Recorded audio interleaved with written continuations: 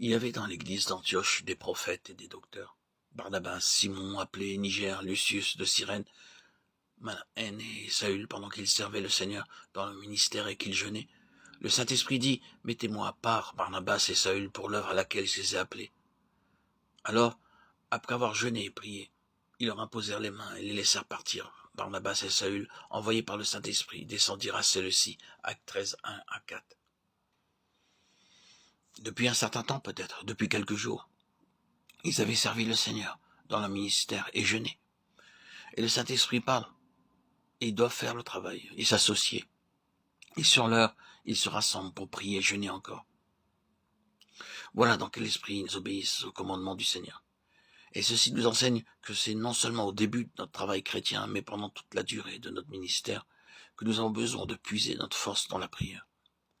S'il y a une pensée concernant l'Église de Christ, qui par moments m'accable de chagrin, s'il y a une pensée en ce qui concerne ma propre vie, dont j'ai honte, s'il y a une pensée que l'Église de Christ n'a pas encore acceptée et saisie, s'il y a une pensée qui me pousse à crier à Dieu, oh, enseigne-nous par ta grâce des choses nouvelles. C'est la pensée de la merveilleuse puissance que la prière doit avoir dans le royaume de Dieu. Nous en sommes encore si peu servis.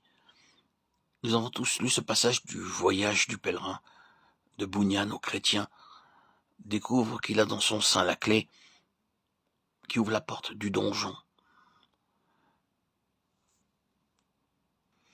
Je m'adresse ici aux chrétiens anglais, à qui l'ouvrage de John Bunyan, Le voyage du pèlerin, est familier.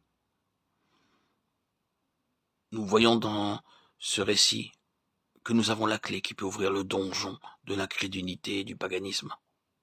Mais nous sommes beaucoup plus occupés de notre travail que de la prière.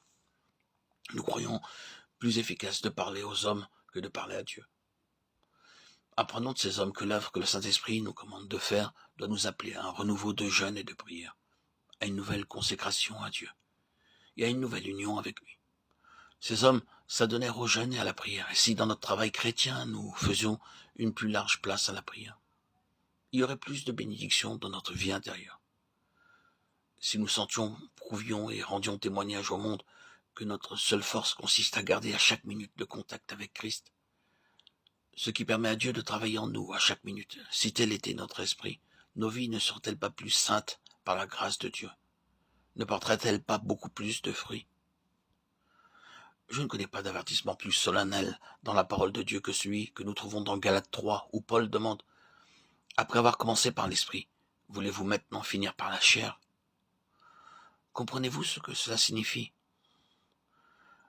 C'est un terrible danger dans le travail pour Christ.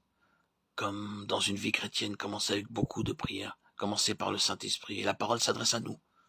Après avoir commencé par l'Esprit, voulez-vous maintenant finir par la chair? Dans les premiers temps de notre impuissance et de nos perplexités, nous avons beaucoup prié et Dieu a répondu. Et il a béni, notre organisation s'est perfectionnée et notre équipe de travailleurs a grandi. Mais graduellement, l'organisation, le travail et la hâte ont tellement pris possession de nous que la puissance du Saint-Esprit dans laquelle nous avons commencé quand nous n'étions qu'un petit nombre s'est presque perdue. Oh, je vous en supplie, n'étions qu'un petit nombre. Remarquez-le bien, c'était avec un renouveau de jeûne et de prière, avec plus de prière et de jeûne, que cette compagnie de disciples a exécuté le commandement du Saint-Esprit et s'est agrandie. Mon âme ne t'attend qu'à Dieu seul. C'est là notre travail le plus élevé, le plus important. Le Saint-Esprit descend en réponse à la prière de la foi.